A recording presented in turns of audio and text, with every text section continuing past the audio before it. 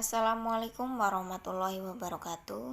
Perkenalkan, nama saya Resti Fatma. Saya dari kelas model 2 dengan NPM 19.1057. Langsung saja, di sini saya akan sedikit membacakan materi tentang Enterprise Arsitektur.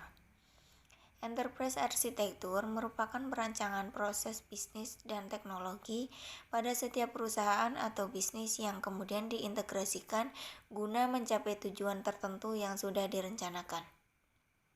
Jadi pada dasarnya ini adalah konsep fundamental bagaimana bisnis dan setiap bagaimana berjalan secara terintegrasi, sehingga bisa melakukan proses efektif untuk mendapatkan hasil.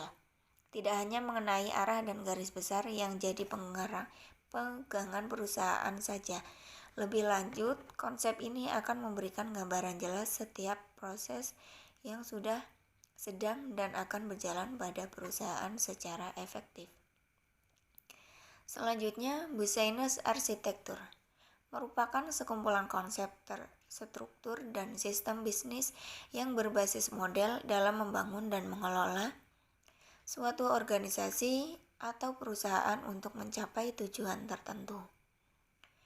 Tujuan dari penerapan Business Arsitektur adalah membangun keselarasan antara bisnis dan teknologi bagi kebutuhan organisasi atau perusahaan. Business Arsitektur menjelaskan bagaimana sebuah perusahaan dapat terstruktur dengan baik dan jelas serta menunjukkan elemen-elemen seperti kapabilitas, proses, organisasi, dan informasi berjalan sesuai dengan tujuan perusahaan. Untuk mencapai tujuan tepat sasaran, Business Arsitektur harus dibangun dengan kuat dan sepenuhnya terintegrasi dengan sistem lainnya, termasuk perencanaan strategis, perencanaan modal dan investasi. Kecenderungan motivasi dari suatu perusahaan atau organisasi dalam menetapkan Business Arsitektur adalah untuk memudahkan segala sesuatu yang kompleks yang terdapat pada perusahaan dengan membuat roadmap. Selanjutnya, Business Strategi merupakan aksi dan proses perusahaan dalam mendukung aktivitas bisnisnya sehingga mendapat keuntungan. Dengan adanya strategi bisnis, perusahaan mampu menentukan arah perusahaan dengan mengidentifikasinya dari segi pasar, pesaing, pelanggan, dan lain sebagainya.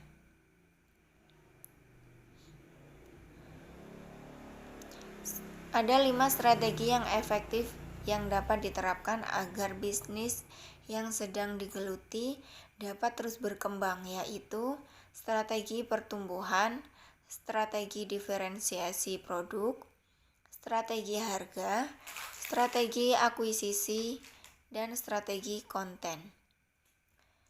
Selanjutnya, value chain adalah konsep aktivitas bisnis dalam penciptaan produk atau layanan, mulai dari proses perancangan, proses produksi, distribusi ke konsumen, sehingga pelayanan setelah pemasaran.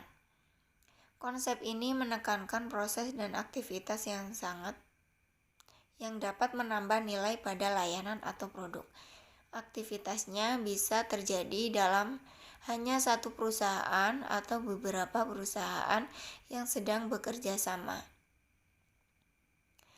Selanjutnya, Business Capabilities. Skill bisnis adalah keterampilan yang membantu orang memahami konsumen dan perilaku organisasi dan menggunakan informasi ini untuk mempromosikan keberhasilan perusahaan. Membangun bisnis yang hebat membutuhkan perencanaan, waktu, usaha, dan komitmen yang tinggi.